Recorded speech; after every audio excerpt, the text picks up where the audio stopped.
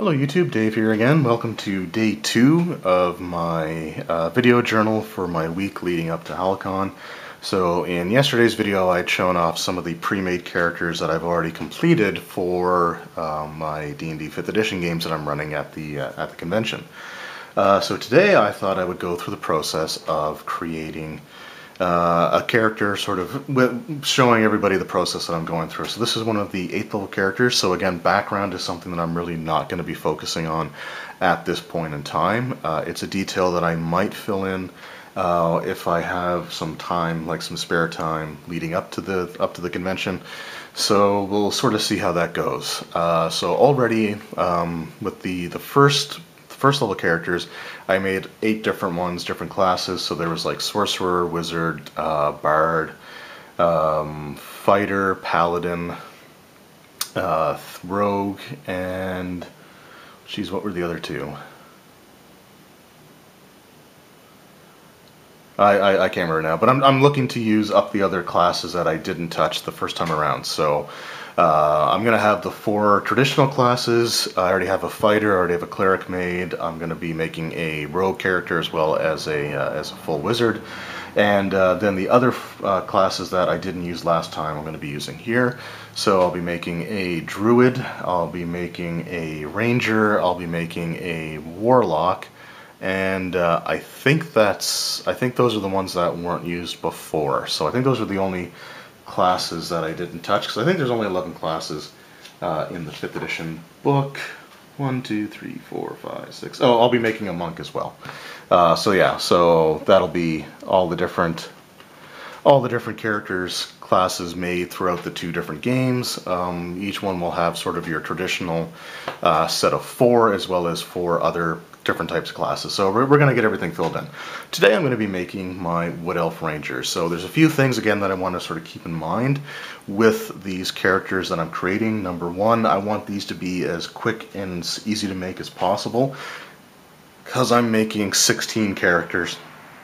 And it takes its toll, let's just put it that way, especially considering that I don't have a lot of practice making characters, as I've been pretty much exclusively a dungeon master ever since 5th edition came out. So I've only played as a player a handful of times, and that's only been with 2 different characters, a paladin and a barbarian. So not 100% on some of the characters, or not 100, like easily comfortable making things like a monk, for example. So I'm going to be making a ranger here today.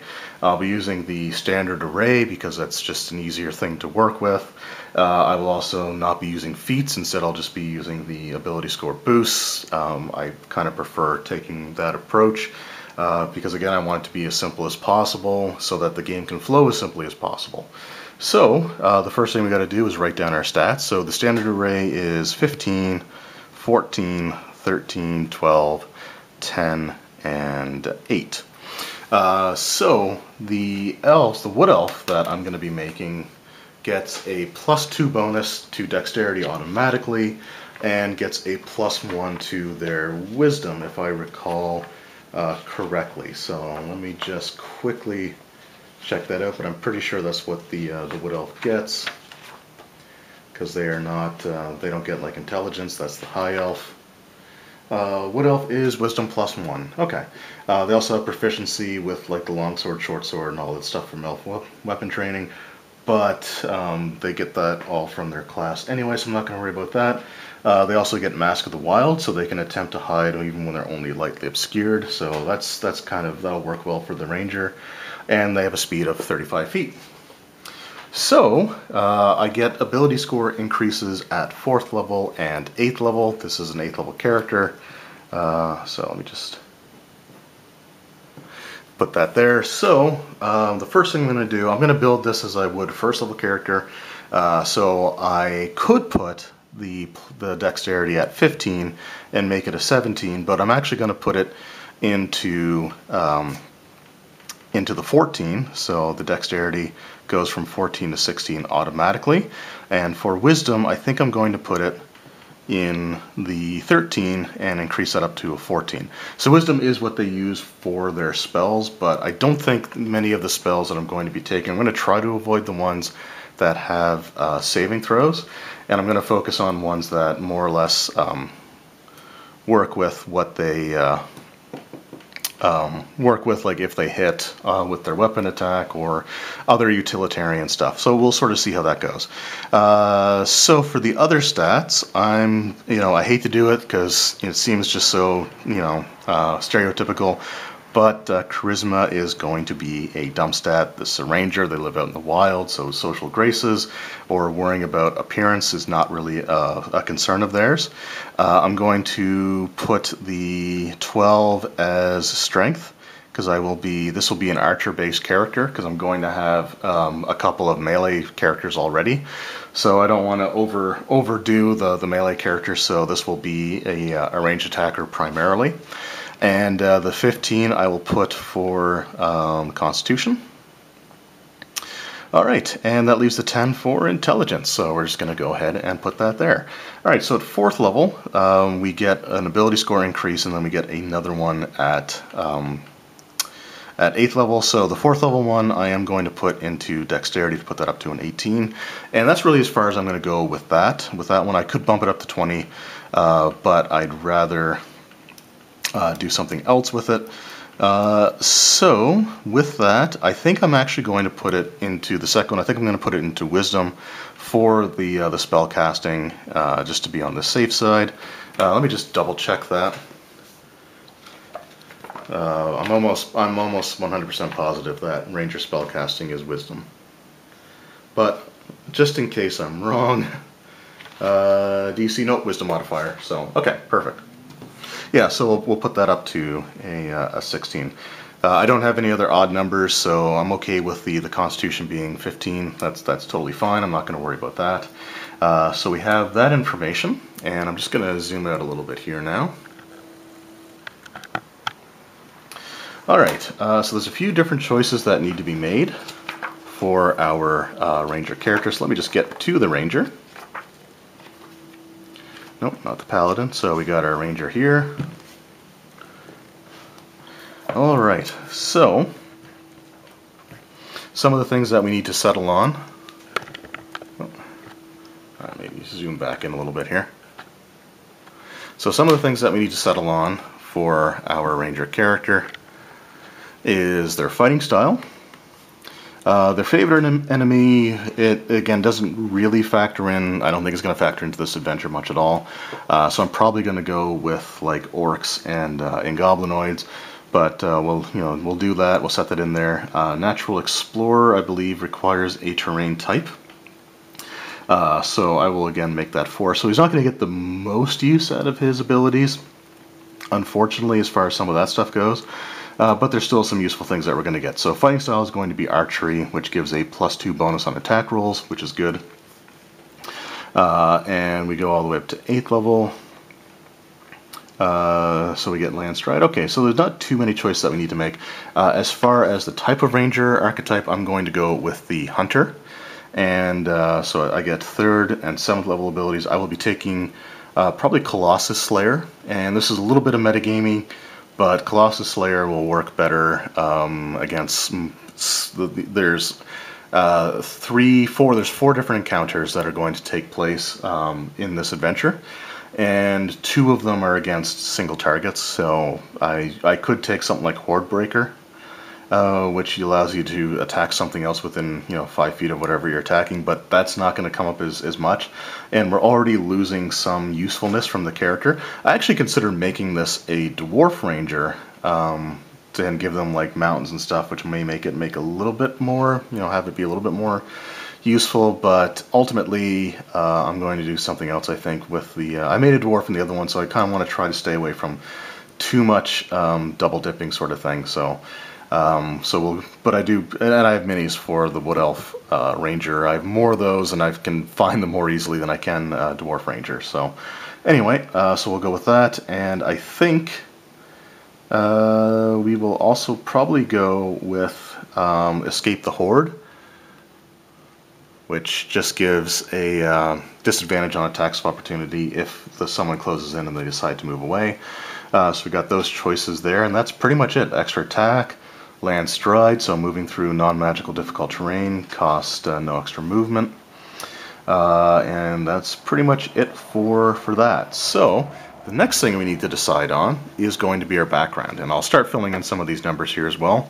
So like I said, I usually try to make something a little bit different for these characters, although I do have a cleric acolyte, and I don't know if I want to focus too much more on making sort of unique characters, mainly because it's I typically do those with like a clear background in mind.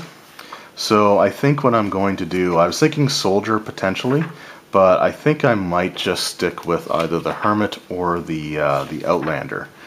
And I think outlander's probably the one that I am going to go with, and just have the individual be like just a hunter-gatherer or a guide.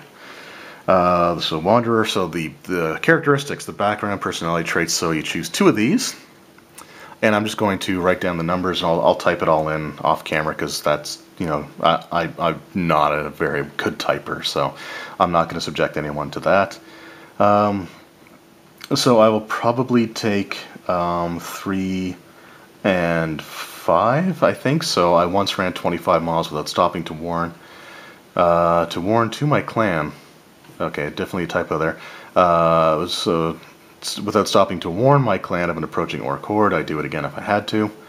And then, yeah, I place no stock in wealthy or well-mannered folk. Money and manners won't save you from a hungry owlbear. So I think those are the ones I'm going to choose there. The character is going to be chaotic good. I think I'm going to take, so let me just write that down here first. So, oops, traits, 3 and 5. I know you can't see that there. And then for ideal, I'm probably going to take number 1, and I'll read that off in a second here. Ideal, oops, 1. So the ideal is change. Whoop. Yep, nope, there we go. So life is like the seasons and constant change, and we must change with it, which makes sense for a chaotic character. Bond. I've chosen number 5 a couple of different times, so I'm going to stay away from that one. So I'm probably just going to put. I'll probably end up just choosing number 1 there again. So my family, clan, or tribe is the most important thing in my life, even if they're far away from me. So let's just write that down now. So bond 1, outlander, so that I understand what I'm doing here. And for the flaw, I also use number 1 a bit too often, so I'm going to change that. So I'm going to probably do the I remember every insult I've received and nurse a silent resentment toward anyone who's ever wronged me. So I think that's what we're going to do for that. So which number was that? That was number 3. So for flaw, we're going to go 3. Okay. So the next thing that I'm going to do is I'm just going to go to the Dungeon Master's Guide. And I'm going to roll up just a couple of random items. And generally speaking, the way that I tend to do this is I do want there to be some randomness to it. I tend to use the charts that have like the most potential options. So let's just zoom back out again. So I typically use either F or G. So I'll roll 1 item off of table F, which we got here. And then I'll roll 1 item off of table G. Now, if the item just doesn't make any logical sense for the character, then I'm not going to have them take it. Like, for example, you know, if they get like bardic, like instruments of the bard, for example, I'm not going to give them that. You know, just things like that. So I want it to make a certain amount of sense. So if I roll a suit of armor that they're not proficient in, I'm not going to give it that. So things like that. So, like I said, I'm just going to roll those items off camera here, and I will be right back. Alright, so I am back. I actually did record the process of me rolling the random items, but it ended up taking a little bit longer than I felt comfortable putting into the video, and I didn't want to start hacking it up. So I thought I would just drop that section altogether, but I will go through it just quickly so you sort of know everything that I ended up doing. So in the DMG, I rolled 2 items, and one item was off of table G, and one item was off of table F, because it gives you the most options. So I roll my percentile dice, and I would look at chart F first to see what the item was. If it didn't make sense for the character, or something that I think would have ended up being totally useless within the context of the adventure, then I looked over at chart G, and if that one seemed to be in pretty much the same boat, then I ended up re-rolling. Typically, when I did this for the live stream, I ended up rolling just a list of random items, and I let the players choose from that list. We did like a character creation session before the actual live stream, so we had plenty of time to do that, but I don't have time for this, and I don't want to have to keep going back and altering characters or things like that, so I just gave them the 2 items. So you can see there's a couple things crossed off there. So the first item that I ended up rolling was a Wand of Web, which at first I was going to keep. I looked at the description, and it says that it requires attunement by a spellcaster. Now, the Ranger is a spellcaster, yes, but I think the more I thought about it, it's like there's probably something a little bit more useful that I can use. For example, there's going to be a wizard that will have the web spell, so you know, why sort of double dip there when you don't necessarily need to, and how much is the ranger actually going to end up using that? So it may have been sort of a missed opportunity, but I still felt comfortable doing that. One of the next items that I rolled, so the next item that I rolled was a vicious weapon. And I decided to keep that because it can be applied to any weapon, and it adds an extra 7 damage to a roll, but it has to be a natural 20. So I'm okay with that. It's something that's hopefully going to be rare enough that it's not going to be overly used, but I still think that it's sort of a nice, a cool item to have. And I've never used a vicious weapon before in 5th edition, so that'll be kind of nice to have. So because I applied that to a weapon, or because that was a weapon, I gave the character a +1 suit of studded leather armor. I thought was probably one of the best ones to go with for the ranger class, and it sort of fits with the miniatures that I have. So that still left me with one more item. The first thing I rolled was a bag of tricks, the tan pouch. Because the vicious item came off of chart G, I wanted to make sure that I had something off of chart F.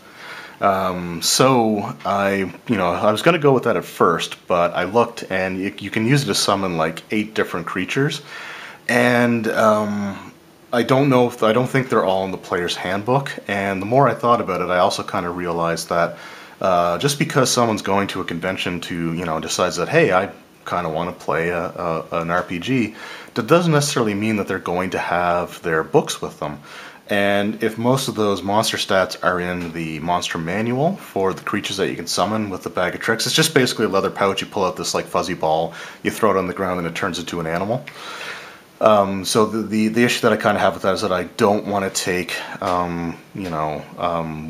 like an hour typing out the stats for all 8 different creatures that can possibly be summoned, or even take like half an hour just to do it short form. And I don't want to assume that they're going to have their books actually there with them, because I'm already going to have to type out the basic information for their spells.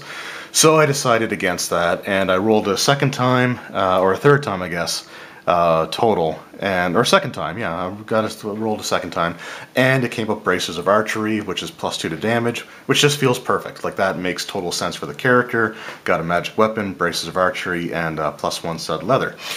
So up next, I wanted to determine the coins that the character would have, which is mostly just to fill in the sheet. There's not going to be a lot of situation where they're going to need their gold or anything, but I still wanted to have numbers there. And I think that just by having some of that information in there and not having it be clean numbers, like, divisible by 5, or like, ending in 0 or 5 or anything like that. So what I did is, for the gold pieces, I started with the base number of 100, And then I rolled percentile dice to get the tens digit as well as the ones digit. For silver pieces, I rolled percentile again and just used tens and singles, so I ended up getting 62 there.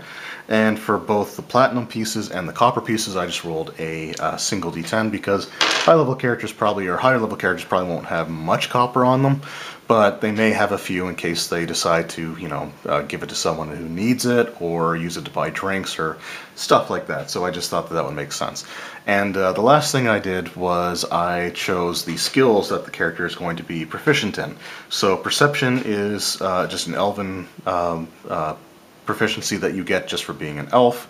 And my background gave me athletics and survival, so I got to choose 3 other skills from the list that was there. I took insight, stealth, and nature. And finally just wrote down the melee weapons I'm going to give the character, so a rapier and a dagger. I'm also going to give like 40 arrows, so I'll just write that down here. Should need more than that for the adventure. And again, probably just an explorer's pack. And that's probably going to be pretty much it. I will also be starting the character off with 2 potions of healing. So each of the characters are going to have a minimum of 2 potions, 2 or 3, depending on what their role is in the group. So I think the cleric, I gave him 3 potions of healing, and the other characters are probably going to have 2. So yeah, so we've got all that stuff done. All that's left is to just kind of pan the camera up a bit here. All that's left to do is to fill in the character sheet. Now I'm not going to do this on camera because I'm a horrible typer. But we just go into 5th edition sheets. So now I've got like a whole bunch of them. I went and downloaded a bunch more. So we're going to do the D&D 5e character sheet form fillable. And so this is the one that I've been doing for the last few characters, and that's the one I'm going to use throughout, and the one that I'm probably going to have to go back and put some older made characters on as well. So all that's left, I'm just going to fill in the information, and I'll be right back after that. Alright, so I've got everything filled in here. So this process has taken me about an hour, I think, from the time that I started. But I've got everything filled in here, so we just got all the personality traits. We got the name that we picked out from, and these are just names that I picked from the names provided in the player's handbook. We got our Ranger Hunter level 8, the Outlander background, Chaotic Good, Wood Elf. I should actually fill in the experience points just for what an 8th level character has, which I think is 36,000. I want to say it's 36,000, but I don't have the chart right handy. Hold on. 34,000, so I was close. So we'll just put that in, just to have that there as well. So overall, we have a proficiency bonus of +3, strength of 12, dexterity of 18, constitution 15, intelligence 10, wisdom 16, and charisma of 8, so not the best there. Definitely not going to be the diplomat of the party, so like -1 to persuasion, deception, and intimidation. Perform stuff like that, which, kind of sucks, except, it does have proficiency with an instrument, so I can at least add the +3 to the -1 and come out with a +2 total if they use their lyre, hand harp sort of thing. Armor class 17, initiative +4, speed of 35 feet, personality traits filled in, 8 hit dice, D10 are the hit dice that we roll for there. We have all of our Wood Elf traits, Outlander features, and the Ranger features, including like the archetype information. Languages, so I get Common and Elven, I get 1 for my background, and 2 different ones for my favorite enemies, which I have, hopefully I wrote those down. Orcs, goblinoids, and dragons. Okay, yeah, so we got those. I don't normally necessarily write down the proficiencies for armor and weapons, depending on, if they have, most of the stuff. But since I put the armor on there as well, I also thought that I would put down simple and martial weapons, so the proficient with light, medium armor, and shields. I am using studded leather. I've got an explorer's pack, the lyre, braces of archery, +1 studded leather, vicious longbow, rapier, dagger, 40 arrows, and 2 potions of healing. And then we have our weapon information. So with the Vicious Longbow, does +9 for its attack for 1d8 +6 damage. Rapier attacks at +7 for a d8 +4, and a dagger is +7 for a d4 +4, unless it's used as a secondary, like offhand weapon, in which case it would just be a straight d4. Some information here. So the Vicious Longbow, its range is 150/600. Oops, that's spelled all wrong. All right. And has the Vicious property, so it deals an additional, deal 7 additional damage when you roll a natural 20 for your attack, and our dagger has a thrown range as well of 20/60. So that's pretty much everything that we need there. The second sheet, like I said, I don't have character background or backstory put in there, just because, again, I'm not going to worry about it too much.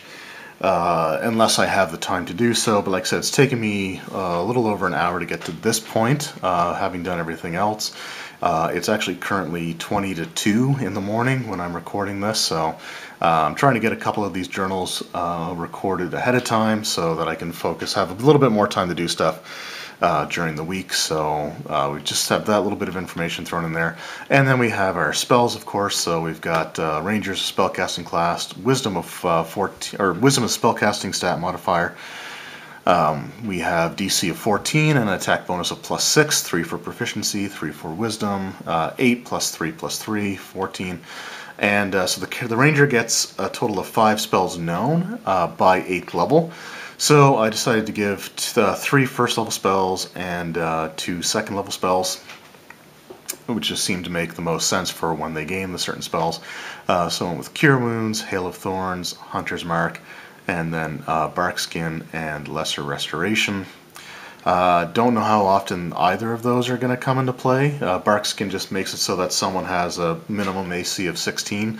So it could be something that gets cast, like, it doesn't have to be on the Ranger, so they could cast it like on the Wizard or something like that if there's one in the group. Or if anyone has a lower armor class, use that to pump it up. But anyway, so that's what we have there. And that is the character. So it's all taken care of. Like I said, it takes a little over an hour to do each of these, although I think I can shrink the time down a little bit by not focusing on the backstory. Like the backstories typically take 10 to 15 minutes tacked on there as well. Anyway, so I hope you guys enjoyed the video. By the end of the week, I will show all the other characters that are being made. I still haven't decided fully on the race class combination yet, but so right now I've got a fighter, wizard, and ranger done. I will be making a rogue character, probably a thief, but we'll see. I am sticking to the player's handbook again as well, because the day that I'm running this is the day that I'm also running the Starfinder adventure, like immediately after. So I'm already having to take a bunch of books with me. I really don't want to throw like Xanathar's Guide to Everything on top of that either. So I just, yeah, I'm sticking straight to Player's Handbook. Hit points are the set amounts that you get from the in the Player's Handbook.